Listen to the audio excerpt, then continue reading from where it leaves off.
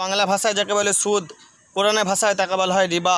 সুদ সম্পর্কে মহান আল্লাহ রাব্বুল আলামিন ঘোষণা দিয়েছেন, আহাল্লাল্লাহুল বাইয়া ওয়া হাররামার রিবা, অর্থাৎ আল্লাহ রাব্বুল আলামিন ক্রয় বিক্রয়কে বৈধ করেছেন, কেনাবেচাকে আল্লাহ রাব্বুল আলামিন বৈধ করেছেন এবং সুদকে আল্লাহ রাব্বুল আলামিন হারাম করেছেন।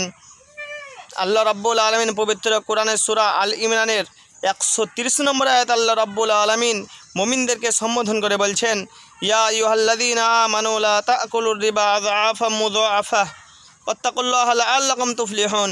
হে ইমানদারগণ, তোমরা চক্রবৃদ্ধি হারে সুদ খেও না, আর আল্লাহকে ভয় করো যাতে তোমরা কল্যাণ পেতে পারো।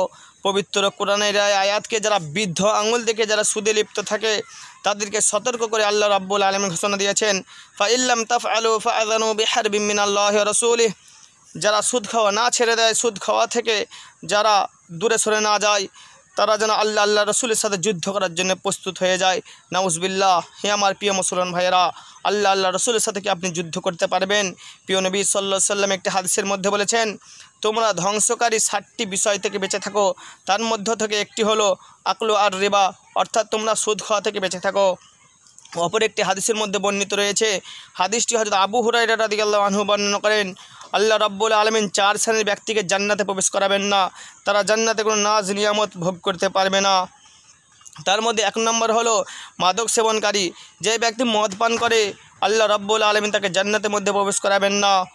2 নম্বর হলো যে ব্যক্তি সুদ খায়, সুদ খাওয়া ব্যক্তি, আল্লাহ রাব্বুল আলামিন সুদ খাওয়া ব্যক্তিকে জান্নাতে প্রবেশ করাবেন না। 3 নম্বর হলো যে ব্যক্তি এতিমের মালকে অন্যায়ভাবে ভক্ষণ করে আল্লাহ রাব্বুল আলামিন তাকে জান্নাতে প্রবেশ করাবেন না। 4 নম্বর হলো যে ব্যক্তি পিতামাতার সাথে খারাপ ব্যবহার করে আল্লাহ রাব্বুল আলামিন তাকে জান্নাতে প্রবেশ করাবেন না। অপর একটি হাদিসের মধ্যে রয়েছে, আল্লাহ নবী সাল্লাল্লাহু আলাইহি সাল্লাম বলেছেন, যে ব্যক্তি জেনে শুনে 1 টাকা সুদের খেলো, সে যেন নিজের মায়ের সাথে 36 বার বিয়াবিচারের মতন মারাত্মক পাপে সে লিপ্ত হলো। আমার প্রিয় মুসলমান ভাইয়েরা, যে যত বড়ই গুনাহগার ব্যক্তি হোক না কেন, নিজের মায়ের সাথে কেউ ব্যভিচার করতে পারে না, নিজের মায়ের সাথে কেউ জেনা করতে পারে না। এরকমভাবে গুনাহ হয় 1 টাকা সুদের খেলে। আমার প্রিয় মুসলমান ভাই, একটি হাদিসের মধ্যে বর্ণিত রয়েছে, হাদিসটি মুসলিম শরীফের মধ্যে এসেছে। হাদিসটি হযরত জাবের রাদিয়াল্লাহু আনহু বর্ণনা করেন, না আন রাসূলুল্লাহ সাল্লাল্লাহু আলাইহি সাল্লাম আকিলার রিবা ওয়া মুকিলাহু ওয়া কাতিবাহু ওয়া শাহিদাইহি ওয়া ক্বালাহুম সাওয়াউন আও কামা ক্বালা আলাইহি সাল্লাতু ওয়া সালাম। বিশ্বনবী সাল্লাল্লাহু আলাইহি সাল্লাম এই হাদিসের মধ্যে বলছেন, যে ব্যক্তি সুদ খায়, সুদ দেয়, সুদের হিসাব করে, সুদের সাক্ষ্য হয়, তারা সকলে সমান অপরাধী। নবীজি সাল্লাল্লাহু আলাইহি সাল্লাম তাদের উপর লানত করেছেন। দেখুন, বিশ্বনবী যাদের উপর লানত করেছে তারা কি ভালো থাকবে? ভালো থাকবে না।